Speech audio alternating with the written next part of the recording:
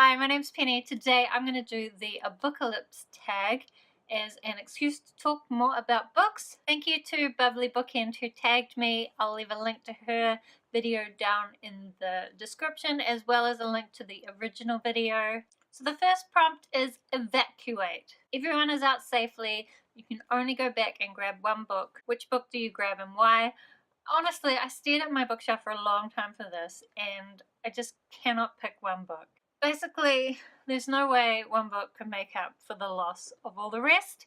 However, I had to pick something, so what I did pick is this book, Maui and Other Maori Legends by Peter Gossage. So these books are pretty much New Zealand classics. This is like a wrap-up of a bunch of books that I read as a kid, and I love these legends. I think it would definitely be worth saving some myths and legends from before whatever this Abookalypse is. The next prompt is, it's the Abookalypse. Choose a book that would help you with your survival skills. And again, I really thought I had nothing for this. I have heaps of books where people go out and survive an apocalypse or some kind of dystopian future, but none of them really go into that much details. And then I thought of one, and that is the Babysitter's Club book, Super Special number 4, Babysitter's Island Adventure.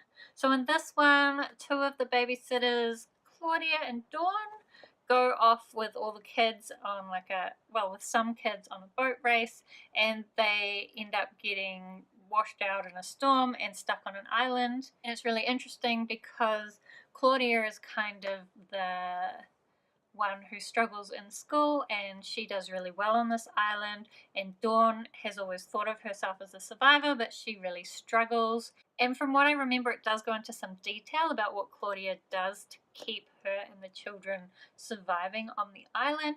So this is probably the best I've got. The next prompt is grab anything you will need. Grab a fan related or book related item you would want to save. So really my only book related items are books. However, that's not true. That's not true. I thought of one thing I have that is book related that isn't a book or a bookmark. It is in fact this picture. It's quite hard to show this because it glares quite a lot. So very briefly, I worked for a company who every new starter got a portrait done like in this style, and then when you left you get to take it away, and they have them all up in the wall like in order of when you started, and then when you leave obviously you get taken down, but you can see the people who've worked there the longest. It was really cool, and I do really like this picture that I got out of it. It has me reading a book in a dark and scary forest, reading a dark tale. So I guess if I was going to save something bookish, this would be it.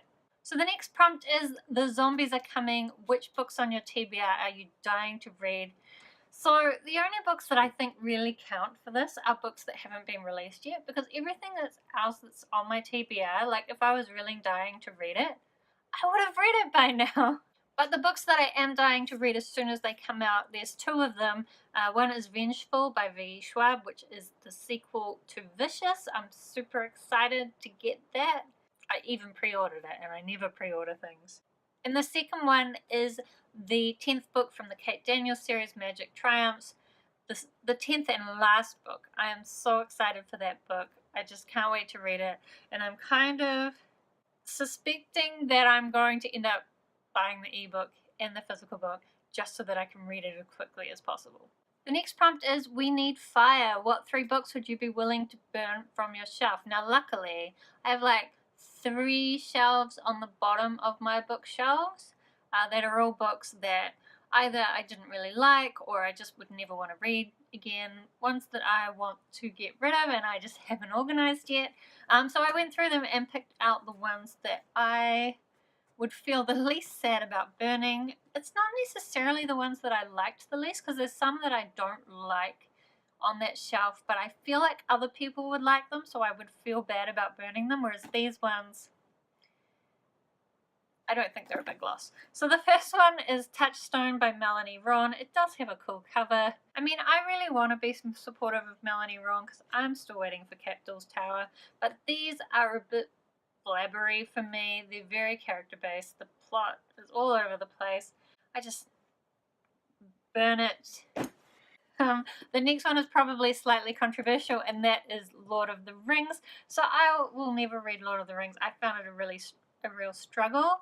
I just find the writing really dense and heavy and hard to get through, even though it's an amazing story and an amazing world, but actually reading it, no thank you.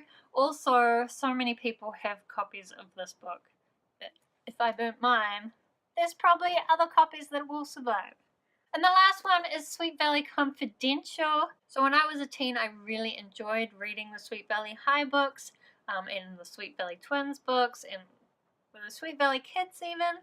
I really enjoyed the series, and when I heard this was coming out, like a 10 years later kind of story about Elizabeth and Jessica, I was really excited. My mum got it for me, but it was terrible. Massive disappointment, so we can burn that for sure. The next prompt is, all the stories were true. Which fictional world would you never be able to survive? So to be straight, I've got Crohn's disease, and pretty much any fictional world that doesn't have modern medicine is one that I wouldn't be able to survive in. But if we put that aside, let's pretend that Crohn's doesn't exist in fictional worlds, which would be awesome. A world that I definitely wouldn't be able to survive would be the one from God's War by Cameron Hurley. I really love this book. Nyx, the main character, is amazing and badass, even though she's kind of a bitch and she does a lot of bad shit, but I love it. However, the planet that it's based on, I can't remember the name of it, but a lot of the technology is bug-based.